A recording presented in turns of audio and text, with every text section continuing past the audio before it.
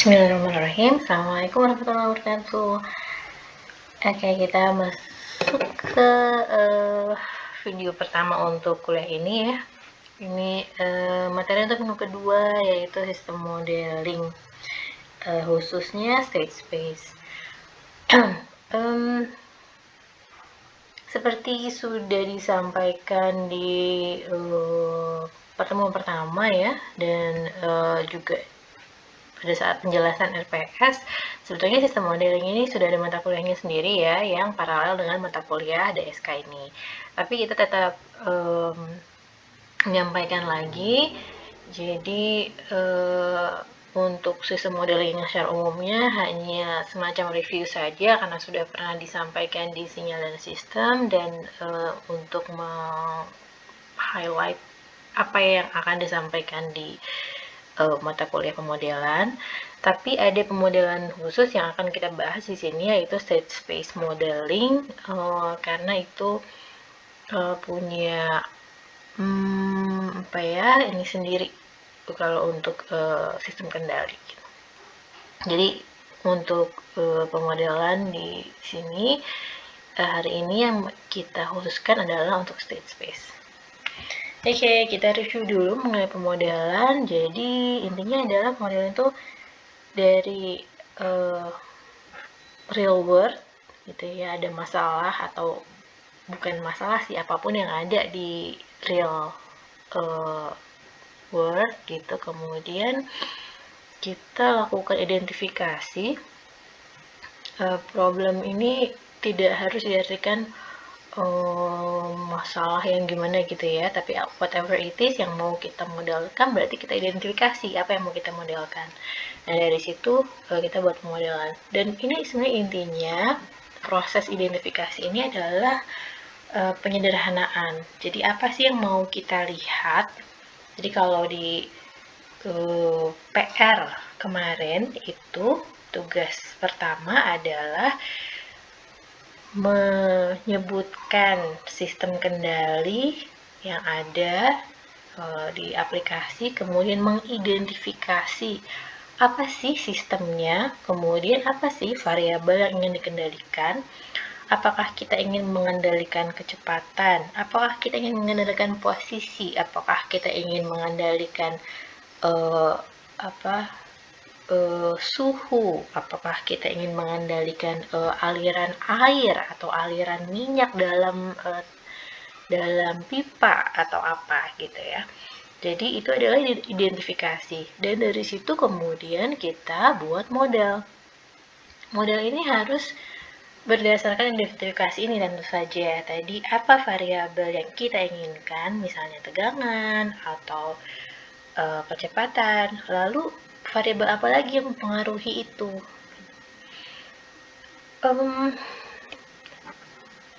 Pada kenyataannya biasanya akan sangat banyak variabel yang berpengaruh ya. Jadi kalau suhu aja, tentu saja ada sangat banyak variabel ya yang berpengaruh ke suhu suatu ruangan atau suatu panci atau apa gitu. Tapi di problem identifikasi dan akhirnya ada pemodelan, salah satunya adalah yang kita lakukan adalah pembatasan. Tuh, jadi untuk ketika jadi model ini sudah model terbatas. Yang proses pada identifikasi adalah di mana kita melakukan pembatasan. Yang mana yang kita anggap penting, mana yang signifikan, mana yang punya pengaruh tapi kecil dan barangkali bisa kita abaikan, mana yang kita kesampingkan. Misalnya salah satunya adalah ternyata sistem kita ini tidak linear, dia tuh sangat kompleks. Nah kemudian kita batasi aja, misalnya suhu ruangan. Kalau dia ruangannya tertutup, kita akan lebih mudah mengendalikan. Tapi kalau ruangannya terbuka akan jauh lebih susah. Maka kita batasi model kita menjadi ruang tertutup saja. Itu adalah contoh pembatasan. Nah, ketika model, ada banyak banget model yang dibicarakan orang. Tapi kalau kita bicara model dalam sistem elektro, atau khususnya, apalagi khusus lagi sistem kendali, kita bicara biasanya di antara model-model ini.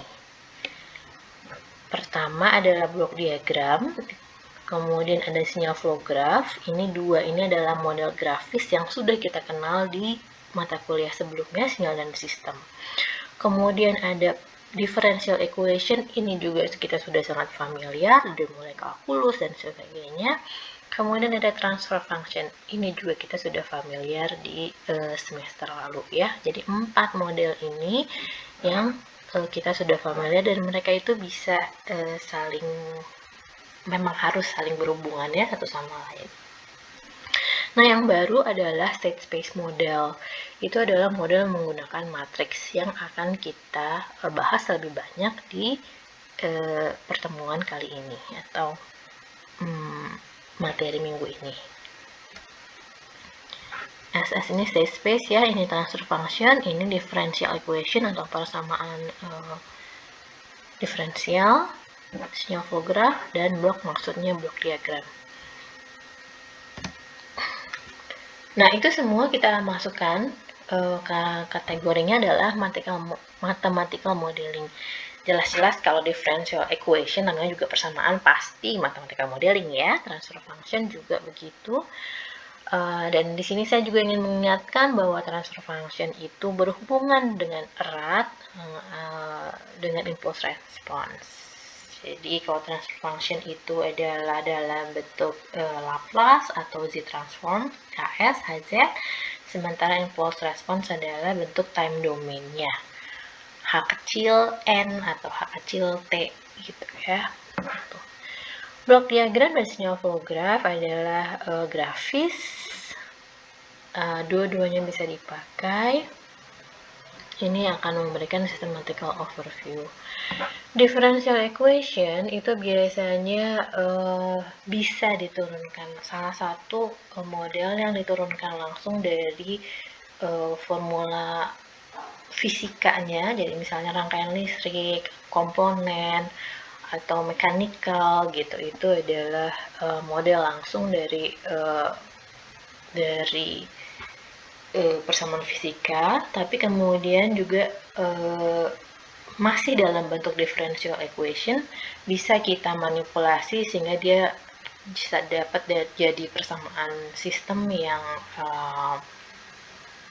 menjadi satu kesatuan gitu ya. Nah, yang baru adalah ini. Nah, state space representation. Apa sih bedanya? Pertama, state space ini adalah matriks. Jadi yang dipakai di sini adalah terkait mata kuliah matriks 1 ya, matriks dan ruang vektor. Di sini kelebihannya dia bisa multivariabel. Jadi kalau transfer function itu y s per xs itu adalah single input, single output. Jadi y-nya satu variabel, x-nya juga satu variabel. Tapi kalau state space itu nanti bisa multivariabel. Dan dia juga bisa cross baik time ataupun frekuensi domain. Dan state space bahkan juga bisa untuk sistem yang tidak LTI. Tidak harus LTI. Tapi seperti biasa kita akan batasi pembahasan pertama kita untuk sistem LTI dulu. Kalau blok diagram dan transfer function ini hanya untuk review aja ya gitu. Sekalian untuk mengingatkan bahwa di dalam DSK ini mostly kita akan menggunakan sistem loop tertutup. Ini namanya loop tertutup, yaitu dengan menggunakan feedback. Kalau tidak ada feedback itu disebutnya adalah loop terbuka, open loop. Jadi kalau dengan feedback itu closed loop, yang tanpa feedback itu open loop. Tapi most automatic system itu menggunakan closed loop, menggunakan feedback. Kemudian ketika kita mengatakan transfer function system itu adalah ya berarti termasuk feedbacknya. Impulse response itu apa? Tadi saya udah sempat katakan, impulse response adalah HT-nya ya gitu. Jadi ini ada H besar dengan S Laplace. Kalau impulse response itu H kecil dengan T. Silakan dibuka lagi buku sinyal sistemnya. Keep them close ya, terutama ya untuk yang Laplace, fungsi transfer, impulse response, tabel, dan kemudian seperti juga saya katakan untuk mata kuliah ini juga barangkali perlu referensi matriks dan ruang vektor ya. Tuh, untuk operasi matriks. Kalau sudah lupa, silakan dibuka lagi bukunya. Masih review juga ada persamaan diferensial. LCCDE ini adalah persamaan diferensial linear konstan koefisien. Jadi persamaan diferensial dengan koefisien konstan. Karena ada persamaan diferensial yang koefisiennya tidak konstan. Itu nanti masuknya ke sistem yang lebih kompleks dan sebetulnya sudah tidak linear. Ini adalah bentuk umum persamaan diferensial. Ini yang konstan C/CD ini adalah konstan koefisien. Ini adalah koefisiennya A0, A1, A2, B2, B1, B2 dan seterusnya ya, bisa sampai Bn, Am gitu. Yang konstan di sini adalah yang ini. Tadi seperti saya bilang, bisa saja si B1 atau A1 misalnya tidak konstan, tapi dia juga adalah fungsi. A1T gitu ya, dia fungsi yang juga berubah dengan waktu. Tapi di sini kita batasi pembahasan kita pada konstan koefisien. Dan kemudian dari sini dia bisa dilaplaskan, kemudian dari sini akhirnya akan dapat fungsi transfer. Yang fungsi transfer itu adalah bentuk Laplace atau bentuk domain frekuensi dari impulse response. Okay, this is just a review of what we have last semester. Untuk mengingat kembali, silahkan dibuka-buka lagi bukunya, atau bisa aja membuka buku sistem kendali. Biasanya di chapter awal, chapter 1, 2 ini review seperti ini ya. Buka buku referensi yang kemarin sudah disampaikan. Oke, ini juga masih contoh review. Kita bisa punya ini misalnya apa ya, salah satu yang dikatakan di sinyal sistem itu adalah sistem yang berbeda bisa punya model yang sama, model matematis yang sama. Ini adalah sistem mekanik dengan spring and damper ya. Kalau ini cuma spring sama massa, per dan ada bebannya. Tapi kalau yang ini ada beban, ada per, kemudian ada damper, ini peredamnya. Ya, persamaannya seperti ini. Nah, ini adalah persamaan analoginya dalam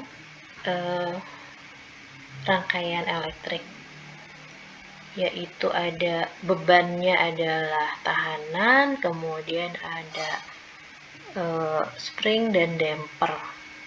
Tapi kalau di kita adalah induktor dan kapasitor. Tapi itu equal ya, jadinya seperti ini. Jadi ini sistem fisiknya sangat berbeda. Yang ini spring and damper, yang ini adalah RLC, rangkaian RLC. Tapi kemudian ketika sudah kita rubah menjadi persamaan diferensial, dia bentuknya bisa sangat mirip. Dan kita bahkan bisa punya persamaan diferensial yang persis sama jika kita pakai angka-angkanya yang sama gitu ya. Misalnya fungsi M sama L itu sama angkanya, L dan R itu sama, K dan sepersi itu sama. Nah, itu kita akan dapat persamaan yang persis sama. Sehingga nanti transfer functionnya sama, diagram bloknya sama, sinyal flow graphnya sama gitu. Padahal dari sistem fisis yang sangat berbeda. So, itu yang saya katakan waktu di awal minggu lalu. Mostly pada minggu-minggu nanti, minggu-minggu yang ke depan, kita akan bekerja pada berangkat dari model matematis aja. Jadi meskipun ininya beda-beda, model matematisnya bisa sama. Atau kalau yang sebaliknya, kalau yang disampaikan kita adalah model matematis, itu kadang kita jadi nggak tahu lagi ini sebenarnya model matematis dari problem mekanik atau dari problem elektrik atau dari problem lainnya gitu. Yang karena yang kita lihat sudah jadi model matematis. Itu adalah kelebihan sekaligus kekurangan model matematis. Jadi kita bisa melakukan hal yang sama serupa untuk semua masalah ya, dalam tanda kutip semuanya gitu ya, tanpa memperhatikan latar belakangnya gitu. Cuma itu adalah kekurangannya juga karena solusi yang kita desain kadang-kadang ada yang belum tentu bisa diterapkan ke model-model ini. Tapi kita bisa cross juga, misalnya sistem aslinya itu adalah mekanik. Kemudian solusinya setelah kita desain solusinya secara matematis, kita terapkan dengan elektrik. Itu sekarang bisa kita lakukan ya, contohnya adalah di mobil, pesawat gitu. Itu sistem aslinya, plan aslinya adalah mekanik, tapi kemudian kendalinya yang kita berikan ke situ adalah elektronik. Jadi akhirnya di mix antara plan dengan pengendalian. Oke. Model, jadi sekali lagi di sini ini model matematis itu bisa merepresentasikan berbagai bentuk fisis. Ini di sini yang saya bicarakan cuma rangkaian listrik dan mekanik, tapi sebetulnya bisa lebih banyak dari itu. Itu lebih bervariasi dari itu. Bahkan bisa misalnya ya misalnya laju